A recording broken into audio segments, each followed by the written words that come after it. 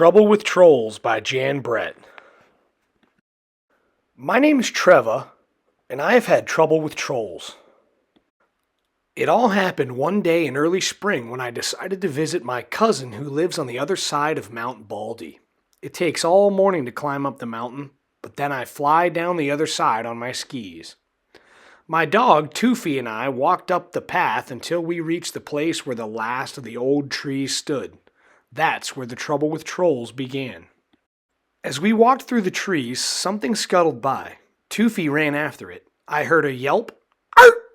And there was Toofy caught tight in the arms of a troll. I was certain that's what he was, with his long furry tail, big ears, and one gold earring. The troll squealed and growled. "I want dog!"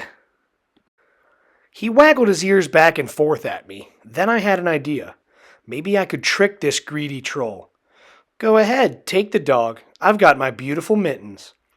And then I reached up and warmed my ears as if I couldn't do without my mittens. The troll's eyes darted back and forth from Toofy to my mittens, but it was too much. He had to have them. He dropped Toofy, grabbed my mittens, and ran off. I was so pleased about tricking the troll that I didn't notice that Toofy was missing again until I came face to face with a second troll.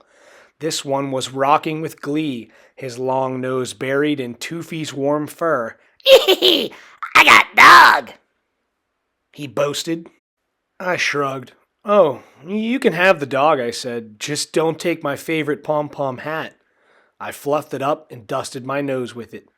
The troll's eyes lit up. He snatched the hat and scurried away as fast as he could go. What a morning! I had lived on Mount Baldy all of my life, and I had never heard of anyone ever seeing a troll. It was time to take steps. "Toofy," I ordered, "from now on, you follow me." What I didn't know was that a third troll was sneaking up behind us, and I heard a noise. Whoop! This troll had grabbed Toofy by the tail and was pointing to a big iron pot. "Pull! Pull!" she cried. I slipped off my sweater when she wasn't looking. "Whew!" I said. "That leaves my special puller." I put a rock down the neck of my sweater and pulled it by the arms to show how it worked. Trolls are dim, but this one was smart enough to see that my sweater was just doing the thing to drag her pot. She scampered away with it, and Toofy and I listened to the bong, bong, bong of the pot bouncing down the mountain. Now we could see the top of Mount Baldy. What a relief! What we didn't know was that we were walking towards double trouble. As Toofy and I squeezed between two boulders, twin trolls jumped out. "Ha ha!" they bellowed together and pounced at Toofy. This time I was ready. I saw their pointy little heads and knew just what to do. Off came my boots. I dangled them in the air. Imagine wanting a dog and ignoring these. Instantly, the twin trolls dropped Toofy and leapt for my boots. As they disappeared into the distance, I looked down at Toofy. The top of the mountain was close. "I'm not taking any chances. I'm going to carry you the rest of the way." Each step was harder, but I held Toofy tightly and kept going. When we reached the top, all 5 trolls were waiting. "We want dog!" they bellowed and ran towards us. In the scuffle, they got Toofy away from me. I closed my eyes to keep back the tears. Then I knew what I had to do. I reached around and unbuckled my skis. I held them so the sun would sparkle on their shiny paint. I shook them so the trolls could hear the tiny bells.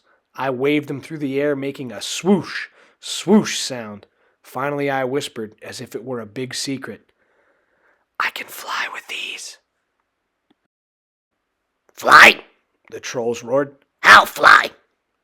I picked up my ski poles. I blew on my hands to warm them. "Well, I'll need my mittens to show you." The troll with the big ears threw the mittens over. "Well, I can't fly unless I can see," I said reluctantly. "I'll need my hat to keep the wind from blowing my hair in my eyes." The troll with the long nose tossed me my pom-pom hat. "Look," I said, shivering in the wind. "Flying is easy, but I can't do it without my sweater, and that's final." The other trolls stared at the troll with the sweater. She hesitated, but then gave it to me.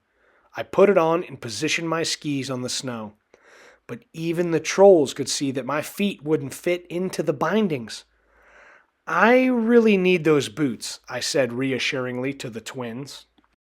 Now I had everything back: my mittens, my hat, my sweater, my boots. I stood at the top of Mount Baldy ready to go. I held a piece of yarn high in the air to test the wind for flying. It was too much for those greedy trolls. "Fly! Fly! Fly!" they clamored. "Well, I need you to push me." "Can't push," they cried. "Hold dog." "Okay," I said, sighing. "I'll hold the dog, I guess."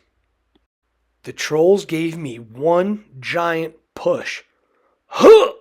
Fly! Fly! Fly!" they shouted at me. As we flew down the mountain, I could hear the trolls' cries change to the wails of "Dog! Dog! Dog!" As I looked back, all I could see was a pile of trolls shoving and pushing each other furiously around in the snow, arms flying and heads bumping. Toofy and I made it safely down the mountain, and the trolls have never been seen again.